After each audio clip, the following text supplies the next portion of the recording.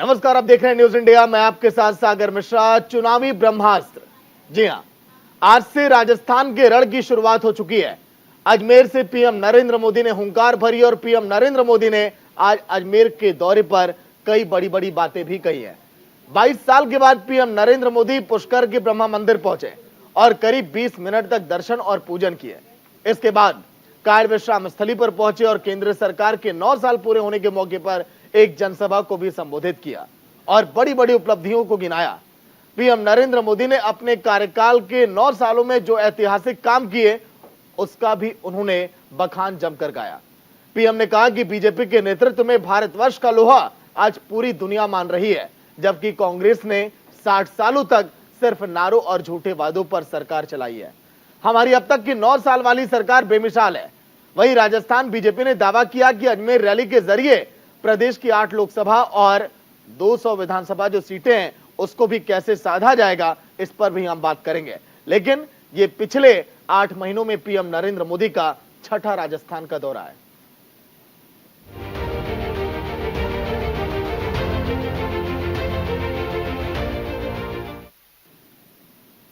लेकिन अजमेर की रैली में आखिर पीएम नरेंद्र मोदी ने ऐसा क्या कहा जिससे कांग्रेस अब थोड़ी परेशान है, क्योंकि कांग्रेस पर पीएम नरेंद्र मोदी जमकर हमलावर हुए।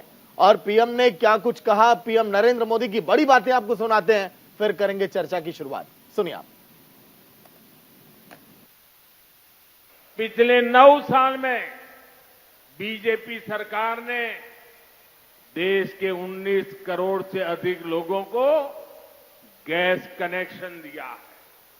इस गैस कनेक्शन ने महिलाओं को स्वास्थ्य भी दिया है और सुविधा भी दी है। साथियों, पानी की एक एक बूंद की कीमत राजस्थान के मेरे भाई बहन अच्छी तरह जानते हैं। हमारे देश में 2014 तक 18 करोड़ से ज्यादा ऐसे परिवार थे जहां नल से जल नहीं आता था, पाइप से पानी का कनेक्शन ही नहीं था। बीजेपी सरकार ने बीते 3 साल में 9 करोड़ लोगों को पाइप से पानी के कनेक्शन से जोड़ा है।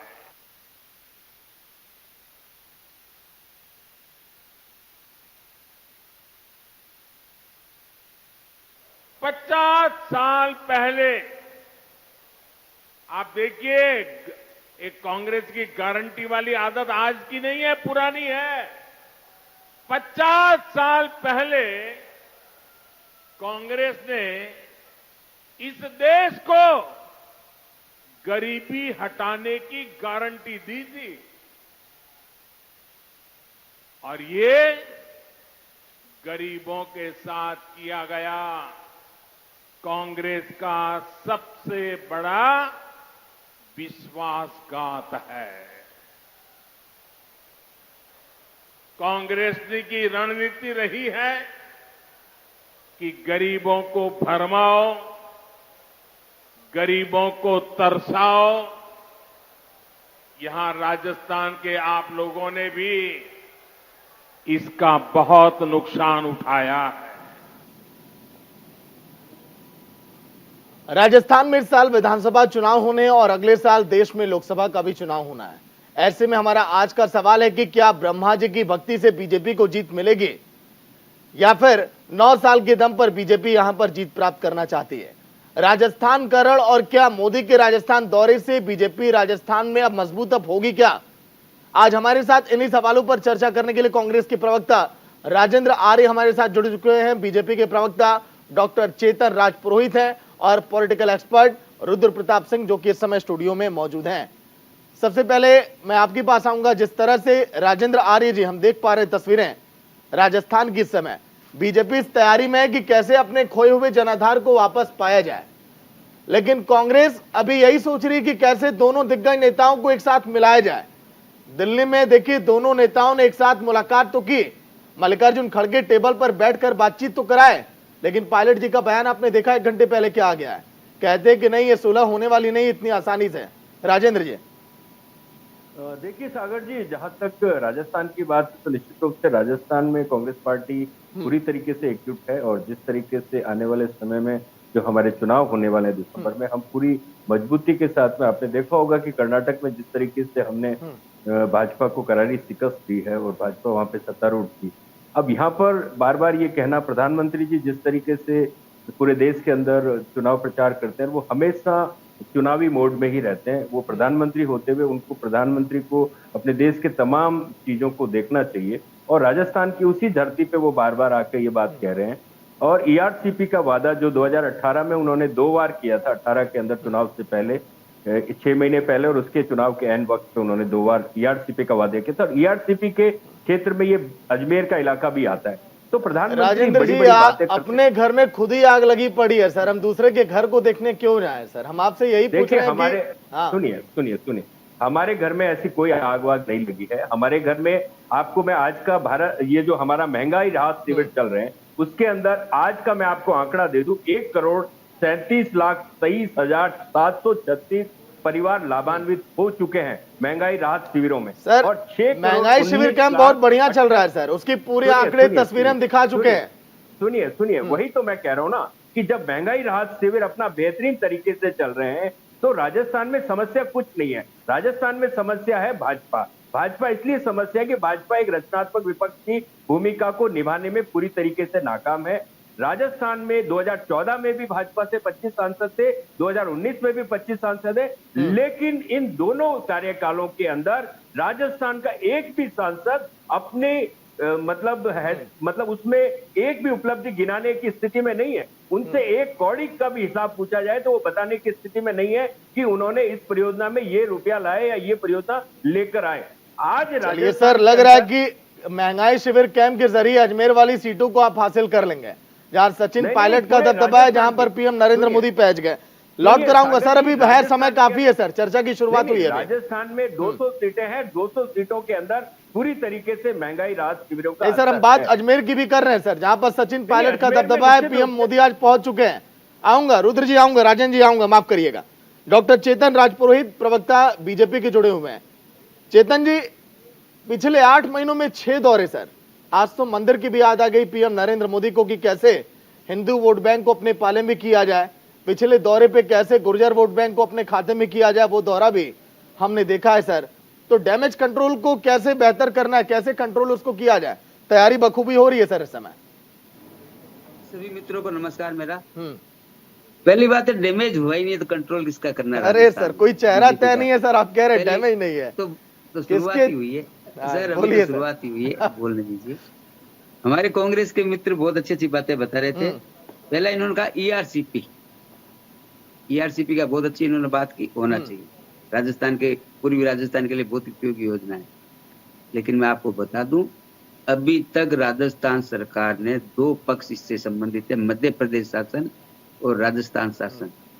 अभी तक मध्य प्रदेश शासन को राजस्थान की सरकार ने एक पत्र तक नहीं लिखा है और जब तक इन दोनों राज्यों के बीच में, माफ करिएगा सर आपको इसीलिए रोक रहा हूं। चेतन जी, आप जिस मुद्दे की बात कर रहे हैं सर, परसों 1 घंटे का इसी मुद्दे पर पूरा शो है जो पानी की लड़ाई चल रही है। मैंने आपसे एक सवाल किया सर, 8 महीने में 6 दौरे क्यों सर? राजस्थान की याद क्यों आने लगी है पीएम मोदी को? इस पे आता हूँ। मेरे को इसलिए बोलना पड़ा था कि हमारे कांग्रेस के मित्र ने जो प्रश्न उठाए थे उनका जवाब देना भी जरूरी है। महंगाई राहत की बात की, बिल्कुल सही बात की इन्होंने, महंगाई राहत कैंप चल रहे हैं। लेकिन आपको सागर जी एक बात बताता हूँ, महंगाई राहत कैंप में हो क्या रहा है? महंगाई राहत कैंप में कुछ भी नया नहीं हो रहा है। केवल जो लोग बीपीएल में हैं उनको सिलेंडर मुफ्त 500 रुपए में देना है, ये सबको देना है। बिजली की जो प्रॉब्लम है सबको देना। इन्होंने राजस्थान की जनता को इस मई जून की गर्मी में बिना किसी काम के केवल सरकारी योजना का प्रचार प्रसार करने के लिए लाइनों में खड़ा कर दिया। लोग लाइनों में बेहोश हो रहे हैं और लोग लड़ाई झगड़े पे उतारू हो गए।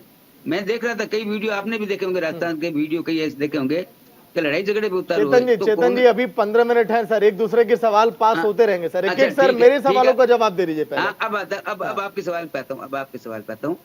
हमारे प्रधानमंत्री जी राजस्थान क्यों नहीं आएंगे? पूरे देश के प्रधानमंत्री है और उनके पास बताने के लिए बहुत कुछ है, तभी तो बता पा रहे राजस्थान में आकर के। आज राजस्थान में क्या क्या है माननीय प्रधानमंत्री जी, आपको पता भी नहीं होगा।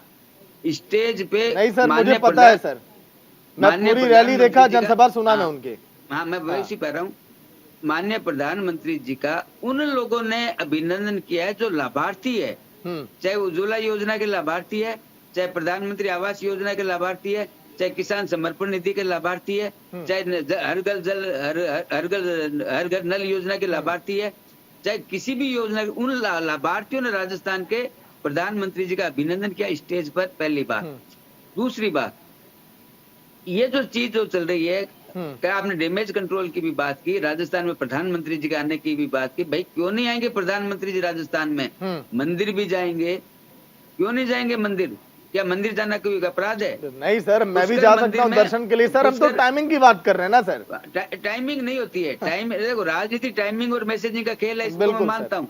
लेकिन प्रधानमंत्री जी जहां भी जाते हैं, देखो आप बुजुर्ग के इलाकों में गए, देवनारायण मंदिर गए, जहां भी जाते हैं, पूरे भारत के अंदर बता रहा हूँ आपको, पूरे भारत में, तो प्रधानमंत्री जी की अच्छी एक चीज है कि मंदिर जाते हैं, वो जाना चाहिए। अब आता हूँ मैं चुनाव के ऊपर, प्रधानमंत्री जी राजस्थान के चुनाव में आएंगे हमारे और लगातार आएंगे। नहीं सर, दिक्कत ये भी तो है ना चेतन जी, दिक्कत ये भी तो है कि आखिर पीएम नरेंद्र मोदी के चेहरे पे ही तो राजस्थान का भी चुनाव लड़ना है सर। क्यों नहीं लड़ेंगे? बिल्कुल सर, बिल्कुल लड़िए। मुख्यमंत्री का चेहरा जब तय नहीं रहेगा तो सर ये दिक्कत आती है सर। कर्नाटक में भी आई, हिमाचल में भी आई।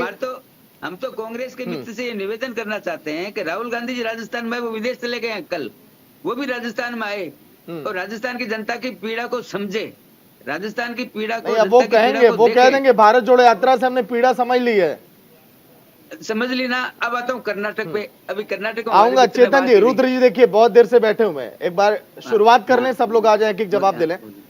रुद्र जी क्या लग रहा है, कौन पार्टी मजबूत है इस समय? क्योंकि एक तरफ कांग्रेस कह रही है कि हम देखिए बेहतर तरीके से जीत कर रहे हैं काम, चुनाव जीत जाएंगे, महंगाई राहत शिविर का नाम, कई ऐसी योजनाएं जो चुनाव के पहले गहलोत साहब ने लॉन्च कर दी है और उसको ग्राउंड पर उतारने की पूरी तैयारी है। और मोदी मैजिक का कमाल जो है वो आप देख रहे हैं, कई राज्यों में चला, बीजेपी को फिर भरोसा है। रुद्र जी देखिए सागर जी, समस्या दोनों पार्टी की बराबर है। बीजेपी के पास वहां का नेतृत्व आप देखेंगे तो वसुंधरा राजे के आसपास ही 15-20 सालों से घूम रहा है। बीजेपी राजस्थान में कोई बड़ा नेतृत्व खड़ा नहीं कर पाई, तो उनके लिए पीएम का चेहरा बहुत महत्वपूर्ण बन जाता है। लेकिन अगर वहीं बात हम करते हैं कांग्रेस की, तो कांग्रेस पिछले 5 साल से सचिन और गहलोत जी के बीच की लड़ाई का ही एक अखाड़ा बन गया है राजस्थान। इसमें कोई नई बात नहीं है। जहां तक रही बात योजनाओं की, वो तो देखिए दोनों पार्टी अपने बड़े बड़े वादे, बड़ी बड़ी बातें करती रहती हैं। लेकिन इस पूरे चुनाव में जो सबसे महत्वपूर्ण भूमिका होगी वो प्रधानमंत्री के चेहरे की ही होगी, क्योंकि राजस्थान का आपने ट्रेंड भी देखा है कि सरकारें बदलती रहती हैं हर 5 साल के बाद। तो इसकी उम्मीद एक है बीजेपी को कि जो वो पहले की तरह ही कायम होगा। लेकिन कांग्रेस को एक प्लस पॉइंट यहाँ ये हो जाता है कि कांग्रेस कर्नाटक की जीत के बाद थोड़ा सा आत्मविश्वास में आई है, उसको लगता है कि हम ऐसा कर सकते हैं। तो वो जो कर्नाटक से आत्मविश्वास के साथ आई है वो आपको राजस्थान में दिखेगा। लेकिन वो तब दिखेगा जब ये सचिन पायलट और गहलोत के जो बीच की दूरियां हैं, अगर उसको पाट पाते हैं तो, क्योंकि राजस्थान बहुत नजदीक है दिल्ली से लगा हुआ। और जब आप देखते हैं कि जब लोकसभा के चुनाव होते हैं तो 25 की 25 सीटें बीजेपी जीतती है और पिछले 2 बार से जीत रही है। तो जब प्रधानमंत्री जब वहां जाएंगे तो उसका प्रभाव पड़ेगा।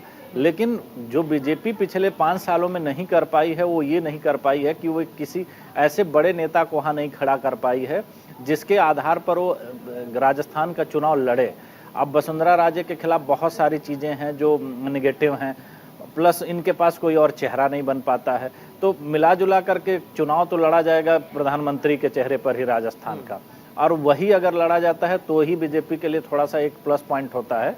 क्योंकि जो आप देख रहे हैं कि सचिन पायलट रैलियां भी कर रहे हैं, रोड शो भी कर रहे हैं, वो उन्हीं के भ्रष्टाचार के खिलाफ कर रहे हैं। तो कहीं ना कहीं उनकी छवि को तो नुकसान है। तो इसलिए प्रधानमंत्री का चेहरा बहुत महत्वपूर्ण हो जाता है इस पूरे चुनाव के अंदर। राजेंद्र जी, 2 दिन पहले बताइए, मुलाकात होती है, बातचीत होती है, चर्चाएं होती हैं कि हाँ राजस्थान में सब कुछ बेहतर होगा, मिलजुल कर किया जाएगा।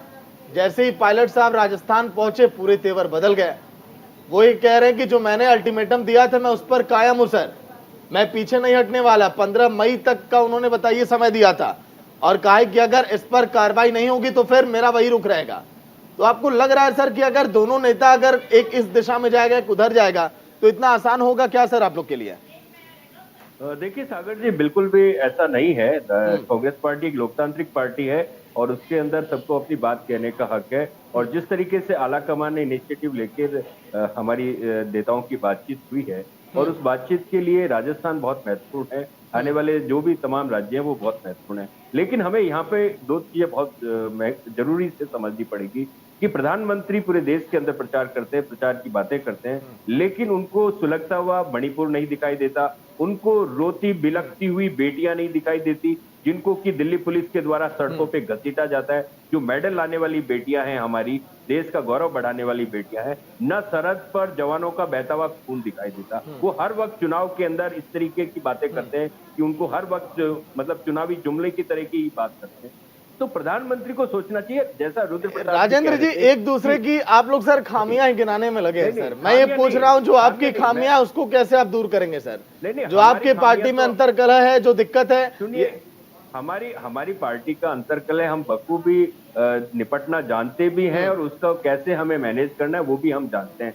वो हमारे नेता हैं और वो हमारे साथ की, और उन्होंने जिस तरीके से भरोसा मतलब आलाकमान के साथ बैठक के बाद जताया था, वही भरोसा उनका आज भी है। मैं फिर आपको कहना चाहता हूं, रुद्र प्रताप जी कह रहे थे कि प्रधानमंत्री के चेहरे पे राजस्थान का चुनाव लड़ेंगे, तो निश्चित रूप से अगर प्रधानमंत्री के चेहरे पे, जैसा कि उन्होंने कर्नाटक में भी चुनाव लड़ा, आपने शिकस्त देखी थी, प्रधानमंत्री के चेहरे पे चुनाव लड़ेंगे तो प्रधानमंत्री के कर्नाटक और राजस्थान में तो भिन्नता बखूबी समझ रहे हैं। एक तरफ हिंदी भाषी राज्य है, नहीं, हिंदी भाषी राज्य है, लेकिन राजस्थान के लोगों की बुद्धिमत्ता पर आप प्रश्न चिन्ह नहीं लगा सकते। कर्नाटक ने जो फैसला दिया वैसा ही फैसला राजस्थान में भी आएगा, क्योंकि प्रधानमंत्री ने 2 कार्यकाल से जो तमाम वादे किए थे, चाहे 2 करोड़ रोजगार प्रतिवर्ष देने की बात हो, चाहे किसानों की आय दुगनी करने की बात हो, चाहे 100 स्मार्ट सिटीज बनाने की बात हो, चाहे डॉलर को मजबूत करने की बात हो, चाहे काला धन वापस लाने की बात हो, चाहे 15 लाख रुपया प्रति। तो सर अब राजस्थान में बीजेपी की केंद्र वाली खामियों को गिनाएंगे क्या सर? नहीं, आप देखिए ना, जब प्रधानमंत्री नहीं सर, आप ये डॉलर रुपया सर इन सब की बात जो आप कर रहे हैं, राजस्थान विधानसभा चुनाव भी आप लड़ेंगे ना सर? राजस्थान का व्यक्ति व्यापार में भी अपना हाथ आजमाता है। पूरे देश के अंदर, दुनिया के अंदर राजस्थानियों का नाम है। जिस तरीके से व्यापार में बदहाली हुई है या हमने जिस तरीके से हमारी आर्थिक व्यवस्था बिगड़ी है, तो तमाम वो सवाल पूछे जाएंगे, क्योंकि प्रधानमंत्री आएंगे तो प्रधानमंत्री से वो वादे पूछे जाएंगे, चाहे ईआरसीपी का भी वादा हो, जो 13 जिलों की महत्वपूर्ण परियोजना है। राजस्थान का 40% इलाका जिससे हरा भरा होगा, सिंचाई होगी, पेयजल की व्यवस्था होगी, उस पर सवाल पूछे जाएंगे, क्योंकि प्रधानमंत्री ने 2018 में 2 बार वादा किया था। और क्योंकि भाजपा की सरकार नहीं आई तो हमारे राजस्थान के 8 करोड़ लोगों के साथ इन्होंने धोखा किया और ये राजनीतिक विद्वेष के तहत उन्होंने उस परियोजना को नहीं दिया। और हम इस चुनाव के अंदर ये सबसे बड़ा मुद्दा लेके जाएंगे। करीबन 83 सर ईआरसीपी के मुद्दे की जिसकी आप बार बार बात कर रहे हैं सर, सचिन पायलट गहलोत साहब पर ही हमलावर रहते हैं।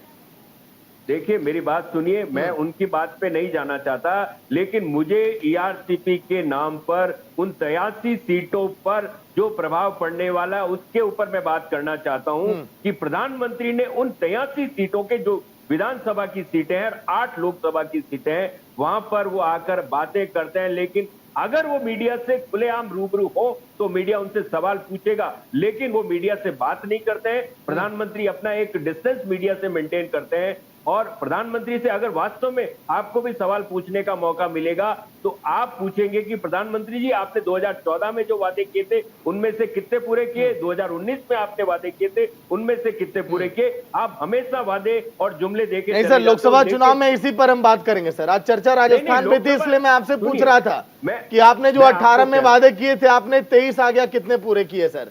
बीजेपी ने काम बेहतर नहीं किया सर, जनता ने उखाड़ फेंका था। 18 में आपको 107 सीटें जनता ने दी सर। बीजेपी को लाकर 70 के करीब पे सिमटा दी। सागर जी, राजस्थान की जनता ने हमें जनादेश दिया था, उसके बाद में हमने जो 501 वादे किए थे उनमें से हम लगभग 405 वादे सर वादों की फहरिस्त बड़ी लंबी है सर, चर्चा करूंगा कल के दिन फिर लेकर बैठूंगा सर। आखिरी फाइनल कमेंट पे आ रहा हूं चेतन जी, पीएम नरेंद्र मोदी के चेहरे पर चुनाव लड़ना, हिंदी भाषी राज्य राजस्थान में जानता हूं कर्नाटक से बेहतर सफलता तो यहां मिल ही जाएगी, लेकिन अगर कांग्रेस जिस तरह से इस समय उभर रही है, पिछले आप देखिए सर 16 चुनावों को 6 राज्यों में केवल बीजेपी अकेले दम पर सर आई है सत्ता में, ऐसा नहीं लग रहा है कि धीरे धीरे सिमटते आप लोग जा रहे हैं? सिमट कौन रहा है ये हमारे कांग्रेस के मित्र अच्छी तरह से जानते हैं। अभी कांग्रेस के मित्र ने खूब बातें की थी, हमारे मित्र हैं, महंगाई के बारे में बात की। सबसे महंगा पेट्रोल डीजल भारत में राजस्थान गंगानगर। अब आते हैं बेरोजगारी। बेरोजगारी में पूरे भारत में राजस्थान दूसरे नंबर पर है 22% से। हमारे कांग्रेस के मित्र अच्छी तरह जानते हैं, इनको पता है। अब आते हैं पूरे बात इस सिस्टम के अंदर मानने में हमारे मित्र जो कांग्रेस के हैं उन्होंने राजस्थान की चर्चा नहीं की है, बताने के लिए कुछ है ही नहीं, पहली बात।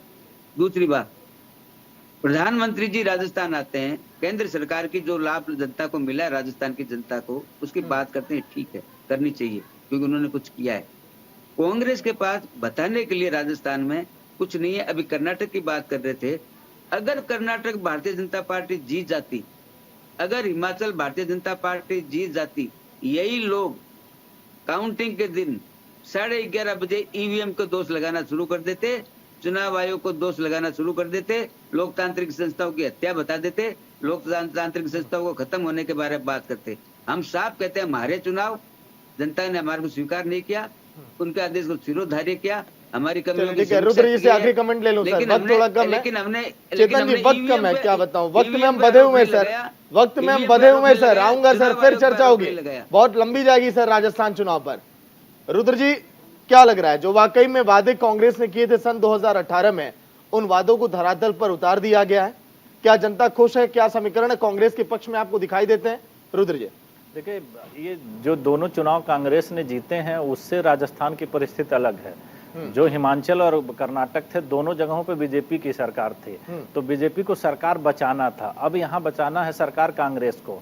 जो भी सवाल पूछे जाएंगे वो मुख्यमंत्री से पूछे जाएंगे क्योंकि राज्य के चुनाव है और जवाब उनको देना होगा। तो जब प्रधानमंत्री इस चुनाव में उतरेंगे तो उनको जवाब नहीं देना है, वो तो सवाल पूछने उतरेंगे और वो बड़ा रोल प्ले करेगा। और जो सबसे बड़ी कांग्रेस के लिए दिक्कत खड़ी हो रही है कि चुनाव के इतने करीब आकर के इनके दो बड़े जो नेता हैं जो अलग अलग दिशाओं में जा रहे हैं, उसका नुकसान कहीं न कहीं कांग्रेस को होगा, क्योंकि जनता को ये चीज समझने में बहुत वक्त लग जाएगा कि ये लोग आपस में साथ हैं या नहीं है, क्योंकि बंद कमरे और बाहर की चीजों में बहुत फर्क होता है। जो मैसेज जनता को मिलेगा वो कंफ्यूजन अगर जो होगा इन दोनों लोगों के जो टकराव का, उसका भी बीजेपी को फायदा होगा। प्लस सरकार के विरोध में कहीं पे भी जो सरकारें रहती हैं तो उसके विरोध में बहुत सारे लोग होते हैं, उसका भी बीजेपी को फायदा होगा। चलिए ठीक है, राजेंद्र जी, रुद्र जी, चेतन जी, बहुत बहुत शुक्रिया चर्चा में शामिल होने के लिए। वक्त थोड़ा कम है। राजस्थान में 200 विधानसभा सीटें, 109 कांग्रेस के पास, बीजेपी के पास 71, लेकिन बहुमत का जादुई आंकड़ा छूने के लिए सभी पार्टियां दमखम लगा रही चुनावी मैदान में। लेकिन जीतेगा कौन, ये आने वाला वक्त बताएगा। भी चुनावी रण सज कर तैयार हो रहा है। छोटा सा ब्रेक, खबरें लगातार जारी है।